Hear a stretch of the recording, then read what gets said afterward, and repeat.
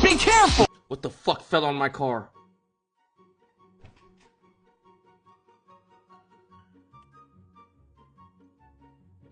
What the fuck is tonight?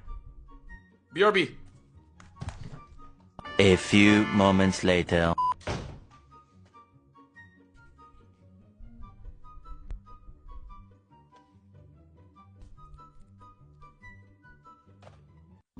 I moved my car to the garages, my cars.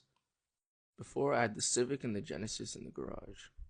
I switched it out with my Hellcat and my M8. They're in the garage. Because I drive them the least. Why the fuck did the garage fall on my car? Out of all the times, I've been in this house for a year and a half. That shit has never happened. How did it just collapse? On my M8? How?